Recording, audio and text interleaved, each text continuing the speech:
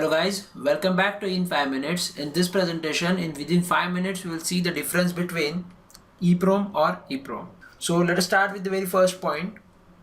The full form or the abbreviation stands for Electrically Erasable Programmable ROM or the Electrically Programmable ROM. Basically, both are read-only memories on the basis of their access of memories, but we can program, reprogram, alter the data. On the basis of these things, we can differentiate between EEPROM and EEPROM.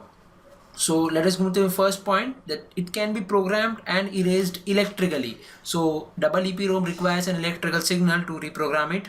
In the case of EEPROM, it cannot be erased electrically. A high intensity ultraviolet light of short wavelength is required to erase the EEPROM. That is a special requirement for EEPROM.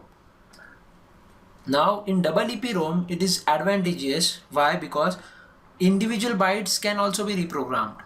Means if you want to change or alter a particular data or the particular set of points or a byte or a word, then it can be reprogrammed. But in the case of EEPROM, you will see memory content should be completely erased, and even if a single bit if you want to change or single byte if you want to change, you have to alter all the programming and reprogram the EEPROM.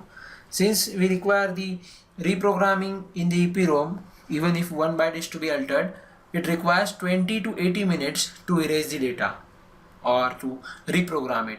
Whereas in EEPROM, it can be erased in negligible amount of 10 milliseconds, because you can change only a single part of entire read-only memory is available. You can change only a single part, whereas EEPROM you have to change the whole memory and you have to reprogram it once again. Going to next point, EEPROM allows in the circuit erasure and reprogramming. In circuit erasure means what? If the circuit is currently working, then also you can simultaneously erase the data and reprogram it, whereas EEPROM required that the EEPROM should be removed from the circuit and again it should be placed on the high intensity ultraviolet light to program it. Means you have to switch off the circuit and reprogram in the EEPROM. EEPROM are expensive and EEPROMs are cheaper. Why? Because there is more ease of access in the EEPROM as compared to EEPROM. That's why EEPROMs are cheaper as compared to the EEPROM. EEPROM has low density, whereas EEPROM has high density. Density by means the number of components used to design the memories. It can be resistors, capacitors, depending on this, the CMOS capacitors or the resistors employed with the memory sections, as we have seen. So density means high number of elements are used to design EEPROM as compared to EEPROM.